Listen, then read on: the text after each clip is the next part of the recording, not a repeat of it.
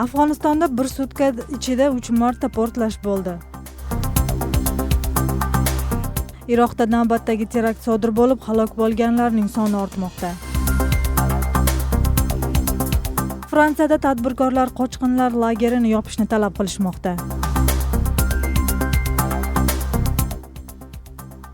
Afg'oniston markazida bir sutkada 3 marta qo'poruvchilik sodir bo'ldi. Hukumat vakillarining so'zlariga ko'ra, portlashdan keyin otishuv bo'lgan. Voqeada qurbon bo'lganlarning va jarohatlanganlarning aniq soni hali aytilmagan. Bu vaqtgacha ketma-ket 2 qo'poruvchilikda 24 kishi halok bo'lib, 100 dan ortiq jarohatlangani aytilgan edi. Ma'lum bo'lishicha, birinchisida uzoqdan boshqariluvchi bombadan foydalanilgan bo'lsa, shundan keyin xudkush o'zini portlatgan. Hozirgi vaqtda terakt Tolibon radikal harakati tomonidan uyushtirilgani ma'lum bo'ldi.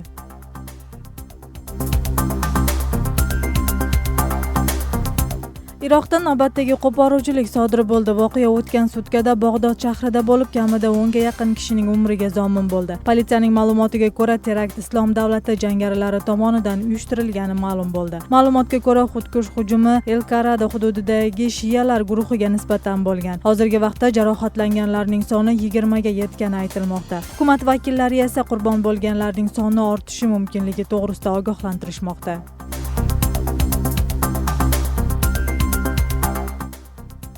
O'tgan sutkada Fransiyada yuk tashuvchi mashinalarning haydovchilari va fermerlar norozilik namoyishiga chiqishdi. Ularning talabi Kaledagi Chtirman deb atalgan qochqinlar lagerini yopish. Mitingga chiqqan kishilar markaziy avtomagistralni to'sishgan. Ularning so'zlariga ko'ra, Kaledagi qochqinlar mahalliy aholining turmushiga to'sqinlik qilishmoqda. Norozilik namoyishiga haydovchi va fermerlardan tashqari do'kon egalari, port xodimlari va kasaba uyushmalari qo'shilishdi. Ular hukumatdan lagerni yopib, muhojirlarni boshqa joyga ko'chirganda tarqalishlarini ta'kidlashmoqda.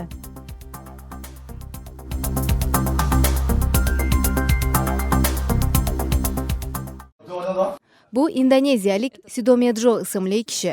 Dunyodagi eng qari odam bo'lishi mumkin. Uning aytishicha, yoshi 146 da. Buni qo'lidagi hujjat ham tasdiqlaydi. U 1870-yili 31-dekabrda tavallud topgan. Mahalliy hukumat bu insonning shaxsini tasdiqlovchi hujjat soxta emas, ammo hujjatda ko'rsatilgan yil va sana to'g'ri yozilganmi? Buni hozir aniqlash ancha qiyin deb aytmoqda. Qariya Yava provinsiyasidagi Spagen hududida istiqomat qiladi. Qo'shnilarining aytishicha, u shu joyda tug'ilib, shu yerda voyaga yetgan. 19-asrda gollandiyaliklar mazkur joyga shakar ishlab chiqaruvchi zavod ochishgan. Qariya uni hammasini eslab aytib beradi.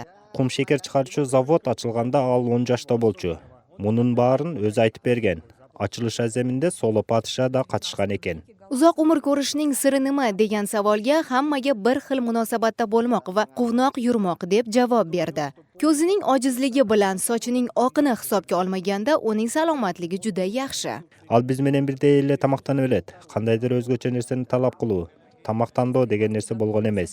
Mahalliy hukumat qariyaning yoshi Guinness kitobiga kiritiladi deb aytmoqda. Ammo Sidomedjo o'zi nima deydi? Hozircha aniq emas. Guinness kitobini kirgizib qo'ya olamiz, biroq o'zi ne deydi ekan? Bizga qaraganda aning qal'osi jo'ri turadi. Qariyani majburlamaymiz, alg'ach o'zining ma'qulligini olish kerak. Qariyaning 3 rafiqasi va 3 o'g'li bo'lgan. Hozir u nevaralari bilan birga yashaydi.